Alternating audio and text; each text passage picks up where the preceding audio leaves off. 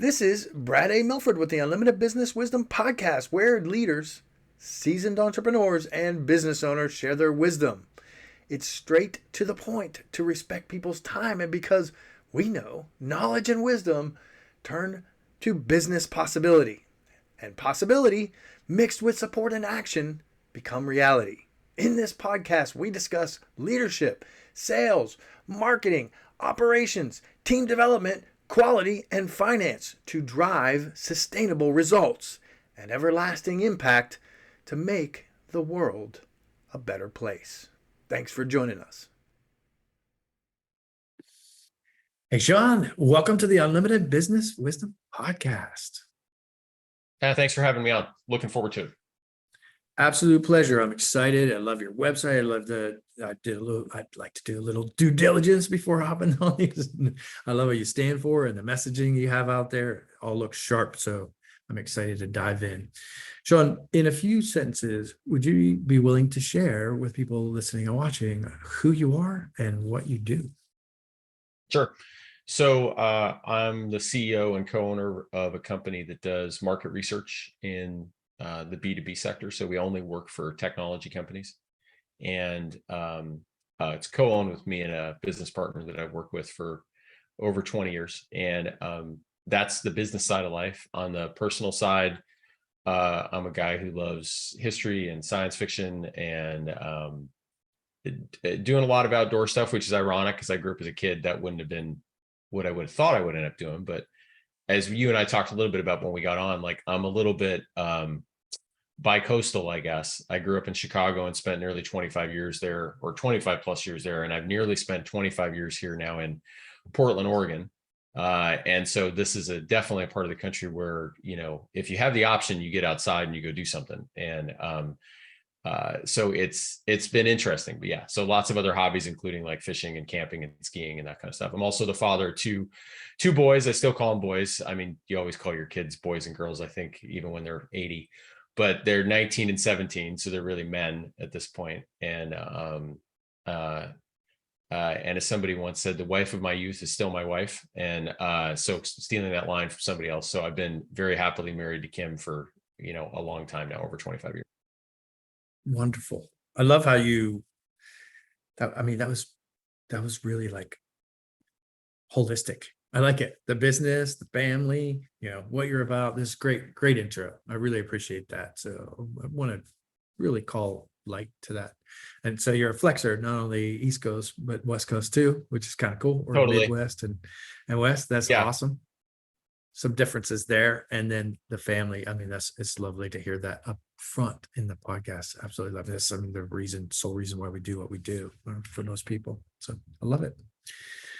Sean, what's the best thing for you about being in business? Well, I'll kind of back into it slightly. I'm pathologically incapable of learning something and not wanting to teach it to somebody else. I didn't really know that when I grew up, although I probably should have, because when I was in second grade, years later, I heard that Father Boivin used to call me the little professor. And he didn't mean it because I was like super smart or arrogant or anything like that. It's the way I'm wired. I do not know how to not do that. And I'm a guy who originally wanted to be a college professor. And there's kind of a story to that arc of why I didn't. And I still love doing guest lectures. And I did actually teach for a while in an MBA program and just stopped because my kids got older and wanted to spend more time with them and life got busy. But anyway, that's what makes me tick. And so didn't take business classes. Thought those kids getting up at 8 a.m. to go to business classes were crazy. I was a liberal arts major. You know, our classes started at 11, or maybe you had a night class. And I found that by owning a business, if my orientation to it was right, it was like an endless list of, I don't want to say problems to solve, because that's more pejorative than the way most people put it, than the way it feels to me, I guess. That is the way most people put it, but it's not the way I feel about it. There's just a bunch of situations I get to find myself in that I have to find my way out of. And both positively and negatively, right? There's certain scenarios that are like, oh, crud, COVID killed 97% of the sales pipe. Okay, so what do I do with that? Or like, oh, a year after COVID, because we aligned with the tech sector, we're doing better. And I feel almost ashamed about it because I know there's lots of other businesses that weren't, but that's the sector we picked. We didn't pick hospitality 2 years ago, 20 years ago to focus on. So that's what I love about owning a business.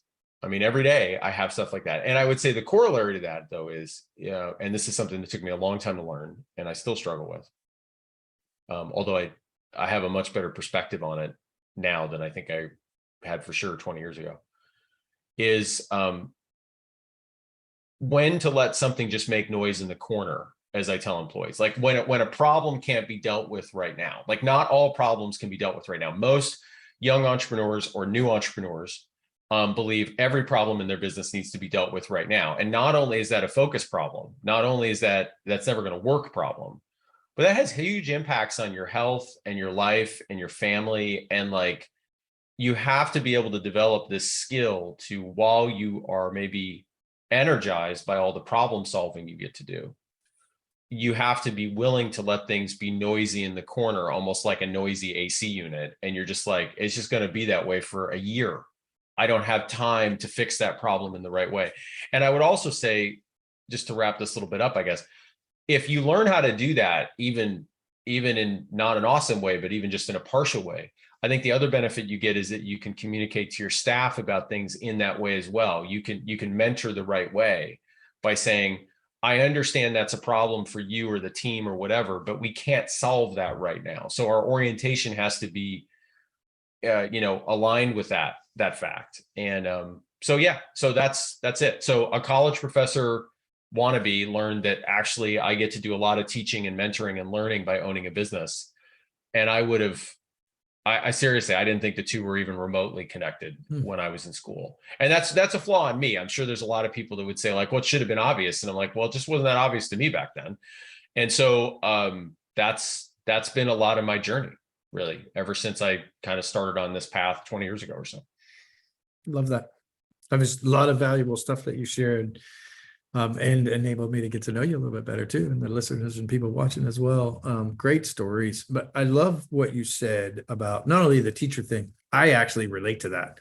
So it wasn't until I took Strengths Finders and I went through a leadership collaborative that I realized that learning was one of my top 5 strengths. And the thing you do with that is teach. So right. I was really resistant to teaching for many, many years. It wasn't until I embraced that strength that it became golden to me. So I relate to that at a deep level, something that obviously you were aware of at a much earlier age. But that what I really love about what you said is you called out something really important, and that is not all problems they could be fixable now, but they're not necessary to fix now. So I'll paraphrase and say, like, it's all about the priorities. And the analogy that you shared is such a simple one about the air conditioners. Like, hey, look, that thing's going to rattle for a while, and we have to suck it up and sustain it, right? Well, and I think briefly, I think the thing that's sometimes lost when sometimes people talk about prioritization is the fact that in most cases, whatever you deprioritize remains annoying or stressful unless you orient to it the right way. That's what I mean. Like I think that's the thing. Like the act of prioritization is good, but in most cases, if you lead an entity, you then have to deal with how you feel about the stuff you're not getting to, or how to coach your team how to feel about that. And it's not good to just stop at don't care, because that's not good. You have to find a more positive orientation. I hear the sound. It is driving us all crazy. I get that, but we have to get through that because we don't have a way to meaningfully deal with that problem right now. And I think I did not know how to do that as a young entrepreneur. All problems had to be solved, not just today, but 6 weeks ago. Otherwise it was a personal failure. Right. And that was kind of the way I treated everything. And that might've led to a business that was successful in a way, but it wasn't successful on a personal level. And that's stuff you just got to work through. I think. I'm with you. I'm glad you brought it up. You're the first person that's brought that kind of thing up in a particular way. It's like a maze. So when you were speaking, I was thinking of like, so it's not about overcoming the obstacle every single time in the moment, more like a maze, like how do we get through this effectively? And so Yeah, great exactly. stuff. Great stuff. I absolutely love it. Sean, we hear from business owners, they're getting so much business sometimes that the chaos that can come with that causes some feelings of overwhelm. Would you be willing to share your thoughts on that topic? Yeah, I would say whenever I think of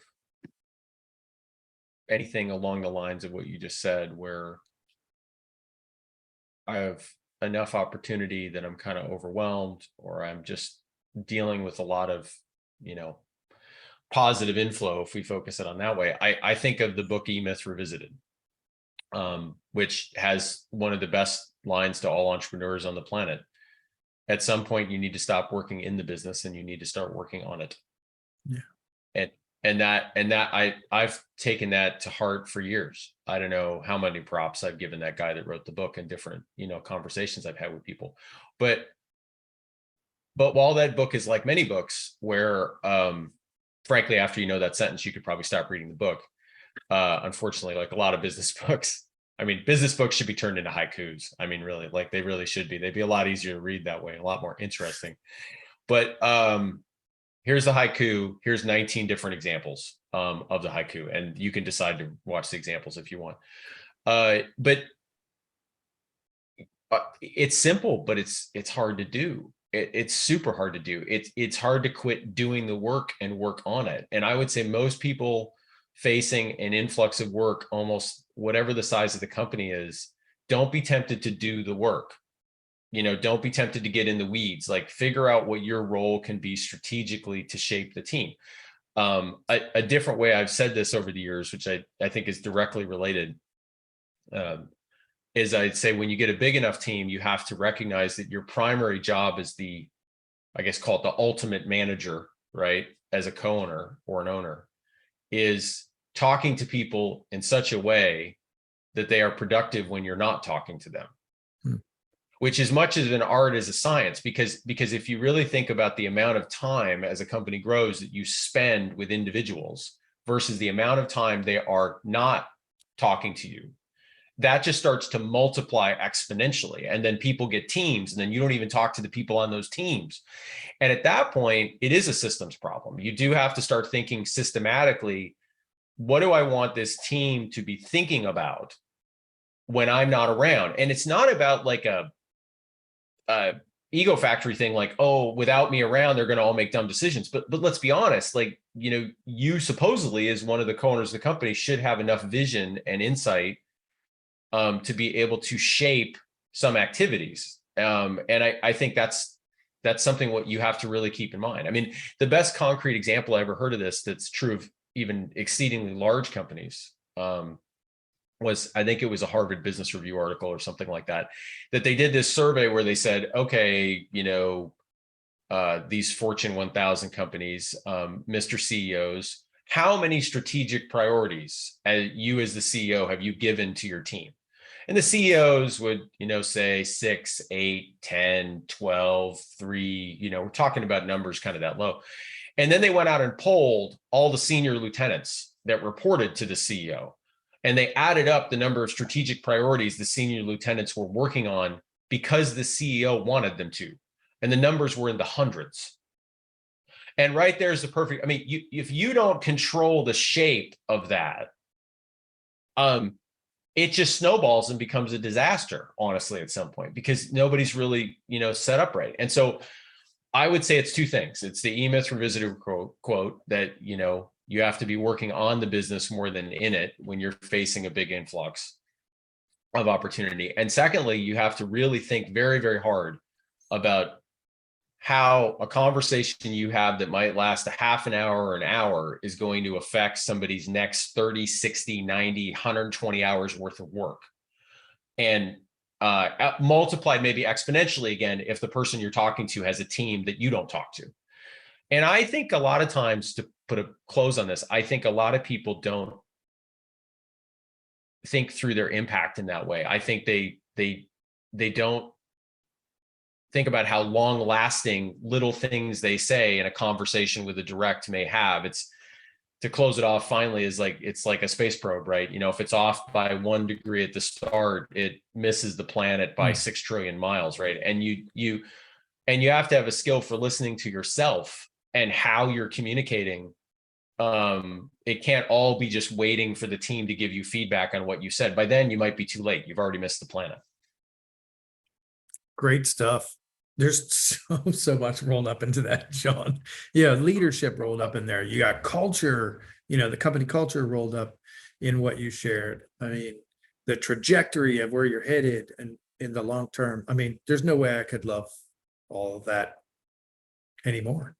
I mean, it's great insight. It really is. So if you're listening and watching and some of that went past you, I'm going to just encourage you to like scroll back and just re-listen to that again. There's a lot of information in what he shared, and the importance of really focusing on the future and not just architecting what you're saying for the moment. Yeah, sure, we all want to be present, but in business, you also want to be, you Right. want to have some forethought as well. So great stuff, Sean. Appreciate you. Sean, who else successful like yourself, of course, ought to be on the Unlimited Wisdom podcast? I'm probably going to give you book authors, which may be a little different than Like Michael hey, Gerber. just somebody. Right. But I'm a guy who loves to learn. I mean, I'm looking at my Kindle library now. It's got 1,238 Kindle books. Pity me, I guess. You know what I mean? Like I kind of miss physical libraries. They're not quite the same. You know what I mean? When you just like look at a digital counter. But I mean, some of the best business books I've ever read. I'll give you a couple guys. A guy named Todd Henry, who wrote a book called Herding Tigers, which is a fantastic book on managing creatives. Alan Weiss, who's written some of the best stuff I've ever read on basically just what it means to be a consultant, I think, in a lot of ways. And there's another really good book by a guy named Ben Horowitz, The Hard Thing About Hard Things. And one of my favorite things in that book is that, and this maybe particularly resonates, is where for folks that might be about to go through a more challenging season as we look at what's happening to the economy and stuff, is there's a 2x2 grid, favored by all consultants worldwide, the classic 2x2 grid in there. And one of the things that he says in there is, if you decide against the crowd and you're right, no one will ever thank you.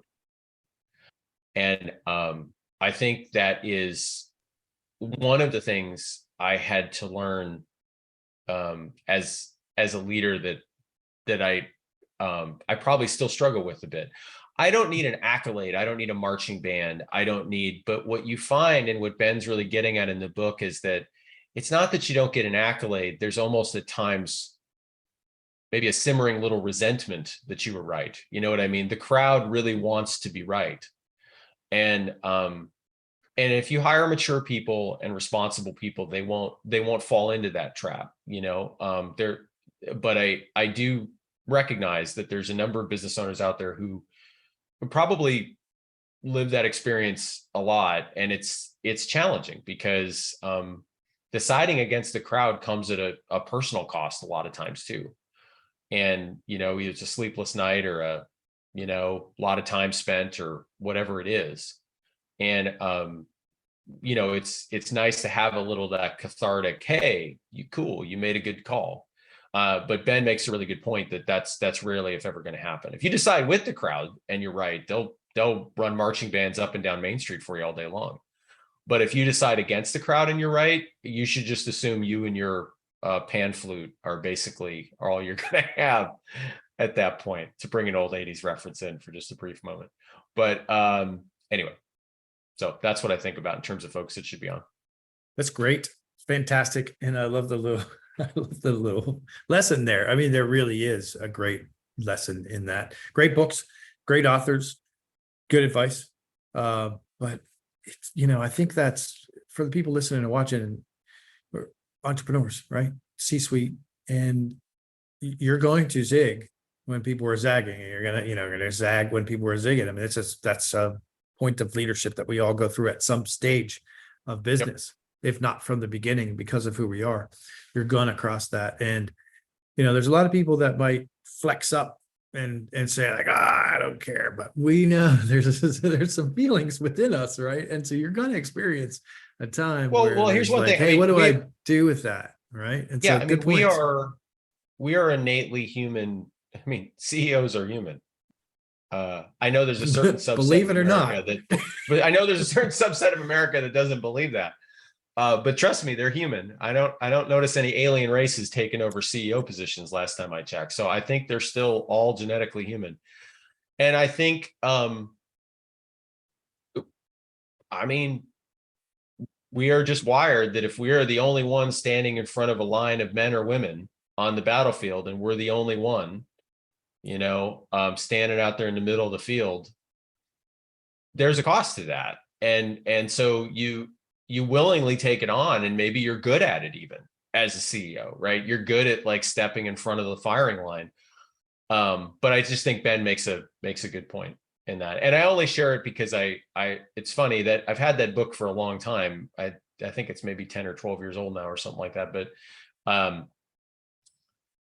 in seasons where it's going to look a little darker, I'll sometimes reread sections of it and remind myself, okay, well, that's the season we're about to enter, and that's fine by me. I mean, that's just the way it works. It's great stuff. I was reminded when you were speaking of a quote that I memorized a long time ago, and it's in line with this, that it was really important to me at that time. That you can please 50%, maybe if you're doing good, 50% of people 100% of the time, but you'll never please, in any case, 100% of people 100% of the time. And that actually helped me through some tough times. So very much in line with what you're sharing. Sean, I really appreciate you. What deeper piece of wisdom would you share with other business owners? Like, really something, I know you have a lot to pull from, maybe some actionable information, maybe something through some of the harder circumstances that you've walked through. Well, I guess there's two things. I mean, there's a broader business strategy that I think people need to think about. But then there's also kind of just a simple truth that most people don't act on. So I'll save that one for the end. The thing I would tell people is that, and if folks look me up or whatever, they've probably seen me talk about this more at length, this idea of the age of narrow, but it just means, when times get hard or there's challenging circumstances, you're going to find it better to be more a narrowly oriented business than a broadly diverse one. And at the same time, it's very hard to do that as a business owner because all of your inclinations are to grab every bit of revenue you can find. So I would say that that's an important thing for most people to consider. And I think there's a lot of forces that are also driving that to be smart. The other thing I would say, though, is that read stuff you disagree with. I don't mean this in a weird way at all. I mean it like in a way of validating or kind of trying to put a little meat behind what I'm saying, is that I've really enjoyed doing podcast interviews, and I've been fortunate enough to do a decent number of them over the last year or two. I've come to realize that's one of the more important things I could say, because it goes beyond business. I mean, long ago, I think people quit reading what they disagree with. And I think it impacts business owners. I mean, read it to the end. Don't read it just so you can tweet stuff about it you don't like. I mean, like, read it to the end. I mean, reading it that way, little side note, by the way, I joked with my business partner the other day. It's one of the, I mean, for what it's worth, he said it's one of the funnier things I've said. So maybe it's funny or not. But I said, I think the reason we haven't heard from alien civilizations is they're all dead. And if we go to those planets, what we're going to find is data centers filled with hashtags, because they all killed themselves after launching Twitter. But like, I think at the end of the day, that is one of the most critical things you can do for yourself as a person. And notice, I didn't say, this is super important, read stuff you disagree with and then agree with it. I don't think that's important, honestly. It may not be important at all, in the sense of you just need to be able to read it and actually read it. And then it might reinforce your point of view. It might change your point of view. You might just say it was a horrible article and it did nothing for me. I don't really care. But like, if you as an entrepreneur, and we'll leave it at that, but there's obviously, I think, some extension here to individuals in society. But if you just leave it as an entrepreneur, if you were to say the easiest way to be successful is while you're growing your business, the minute you think you've got something figured out, not in an insecure way, actually in a very secure way, you should say, what could I go find that disagrees with what I'm about to go do? Like, what would be a counterpoint to what I was about to go do? Again, not in an insecurity standpoint, more in like, I'm sure I want to go do this, but I want to go read something that probably disagrees with my point of view, whether that's a business strategy, a marketing strategy, a sales strategy, a growth strategy, a management strategy. I don't really care. Very often, I'll close it off this way. Like, owning a business is an ego creation and deflation factory. Anyone who's ever owned one knows that it is. And so the problem with most owners is at some point they start to believe they just know it. They just know everything about what they're about to do. And right about then is when they're about to get nuked. And so, and again, this isn't coming from a position of insecurity.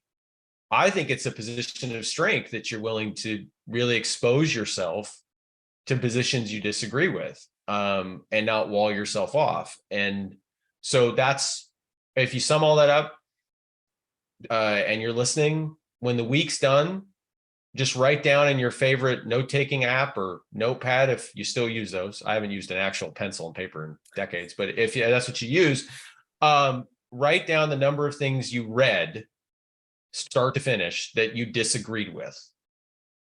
And most people will start out with 0 to 1, and your goal is to get that to like 1 a day. And I guarantee you'll be better for it. So that's absolutely one of the better pieces of advice I've had on the podcast. And there might be some people thinking like, why on earth would I want to do that? But the stretching, I mean, what you're sharing resonates with me deeply. I call myself a mistake expert, and having read over 3,000 books, physical books, and over 500 digital books, I mean, I totally agree with what you're saying, and I want to really highlight what you're saying. When you read something that you disagree with, it actually stretches your thinking quite enormously. And how would you even know what you agree with fully and what you don't agree with unless you get outside Amen. of your bubble? Right. So right. You have really no idea to impressed know with the that. bounds of what you know, in essence, right? I mean, at some level. I mean, that sounds a bit philosophical, but I think it's true. I think you don't really know the bounds of what you know until you've read enough stuff that disagrees with what you know. And yeah, like you said, I like the stretching. I think it's great. But like, just like stretching muscles, if you've been on the couch, the first time you do it, you're going to be like, that sucked. I didn't really want to do that again. You know what I mean? I didn't, but it's just like weightlifting. Eventually it gets better and better. So you just need to take the time. Right on. It's really great advice. It is simple, but it is really, really important advice. And I think that shows the amount of companies you've worked with and the adversity that you've seen in the market. I know you focus primarily on tech, but I'm sure you experienced many, many other things, and you've seen a lot in your, within your career, both West Coast and East Coast or Midwest. Teasing you a little bit, but I mean, and I'm sure that's where that comes from, along with your learning and your teaching experience. So really great, simple, actionable advice. I appreciate you, Sean. I want to dive into, you've been really humble about your company, about what you and your partner are working on. And yes, of course, we'll ask like how they can reach you, but would you just share some of the amazing things, how you're serving your clients? You got an awesome site. I know you're focused, directly on marketing and definitely on sales aspects, and you deliver a lot of powerful stuff. So would you be willing to just really honestly self-promote for a minute and tell us what you're working on? Tell us what kind of amazing things and the impact that you're creating.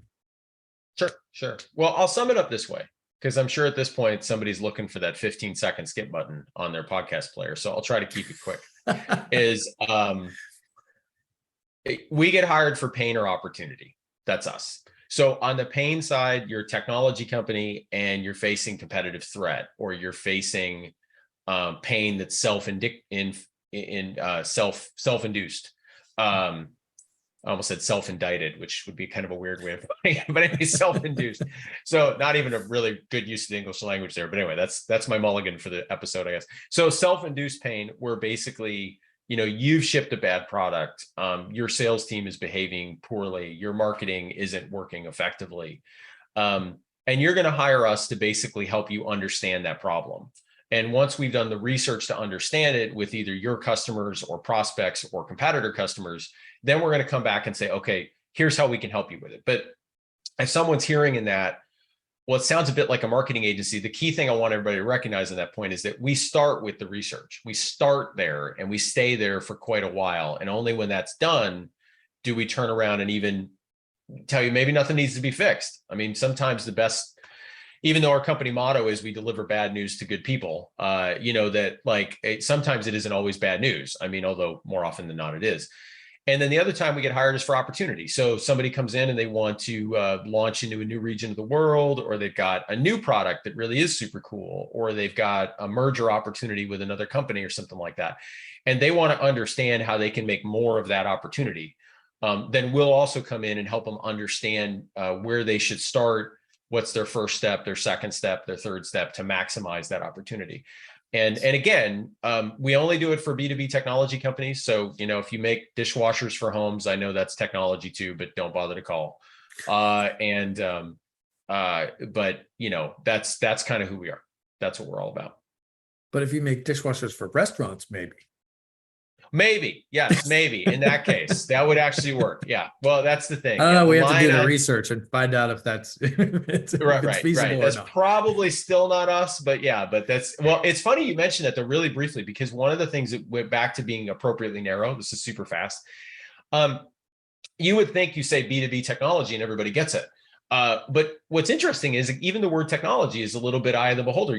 Every day we get somebody that calls us up and says, can you help us analyze the HVAC market for commercial 100-story buildings? And I'm like, that's not us. I get that is technology. I don't doubt that an HVAC system for a 100-story office building is technology, but it's not what we are. I mean, we're like more typically like hardware, software, cloud services, that kind of thing. But yeah, 100%. That happens all the time. It's good stuff. I'm actually glad you clarified that, because I could see how that would be not problematic. Hopefully you have referrals and we can referral stuff and and just for the record, if a rocket company like SpaceX comes calling, I'll do everything I can to research for those guys. So there's certain times where I'd be more than happy to make a little bit of a stretch, but they have yet to call. I think they already know what they're doing mostly. Throwing that out there, 6 degrees of separation, right? Everybody take note. There you go. No, I love it. That's great stuff. And I love the narrow. So we did kind of bypass that. I'm hoping if you're listening and you're watching, you picked up on that too, because I've had numerous conversations. I can't tell you how many times.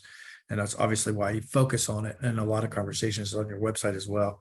Like the more narrow you can get in this market, likely the better, right? So even in advertising, I've had multiple conversations. Like if you want to go broad, then it better be just for awareness. You're not looking to convert, I hope. Right. That's a way to more die, narrow you basically. get. Yeah, exactly. Yeah. I mean, at some level it makes sense, but we're talking like mega level. Like for anybody like below that level, narrow is better for a whole host of reasons. 100%. As we move to wrap up here, I ask every guest this. I mean, we could talk business. I already know you and I can talk business for hours on end, right? But you kind of alluded to it in the beginning.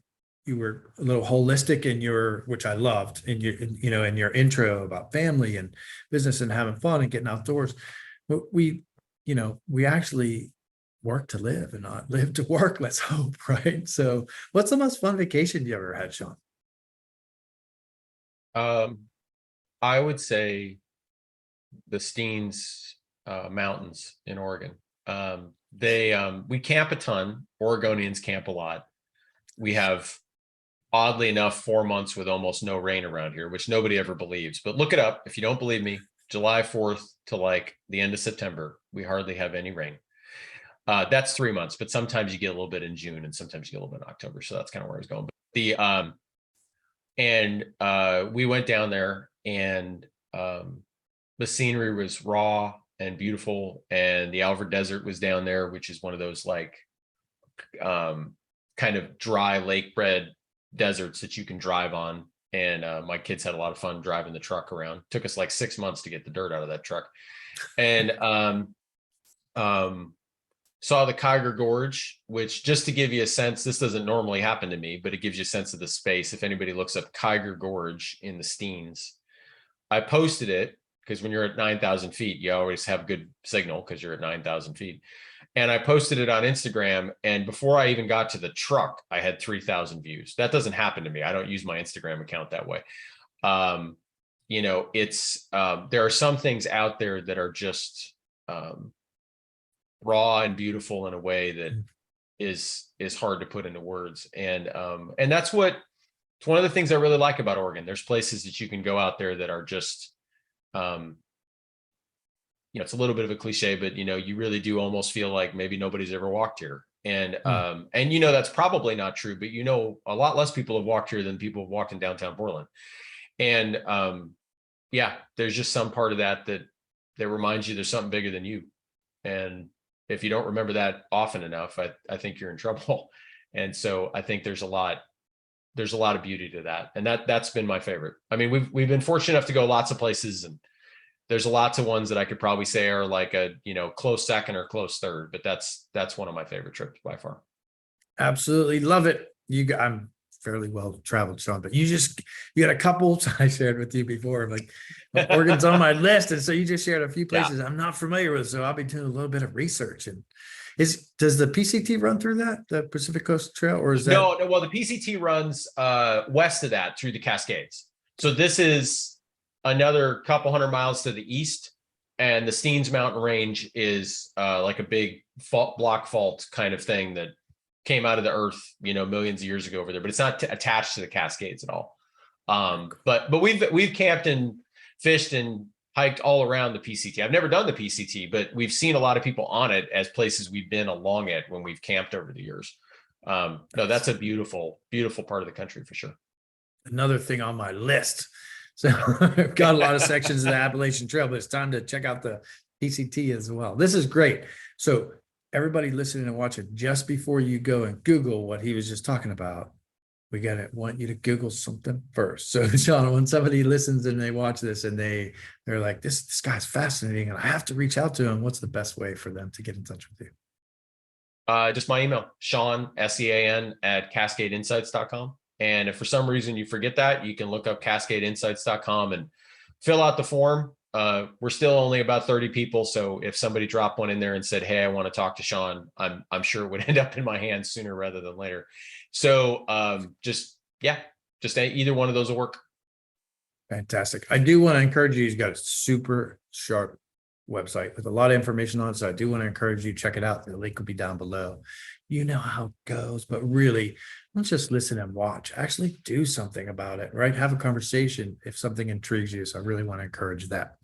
So everybody, thanks for listening. Thanks for watching. And Sean, thank you for the time that you blacked out some time or blocked out some time to actually share, to serve. I really appreciate that. You could be doing other things, but here you are serving the audience. Yeah, thanks for having me on. You did such a great job, man, too. I really appreciated the style and the overall, feel of the show. So thanks for having me on. Appreciate that. This is Brad A. Milford with the Unlimited Business Wisdom Podcast, where leaders, seasoned entrepreneurs, and business owners share their wisdom. If you're looking for more on leadership, sales, marketing, or operations to drive team development, higher quality, and high-level sustainable profits, we encourage you to join the Built for Brilliance community on Facebook or reach out to us about one of our mastermind groups, coaching or consulting, or even fractional COO services. You can reach us at buildbrilliance.net/contact. We thank you for listening, for sharing the show, and appreciate your rating and reviews, as this makes more shows possible. Thanks for joining us.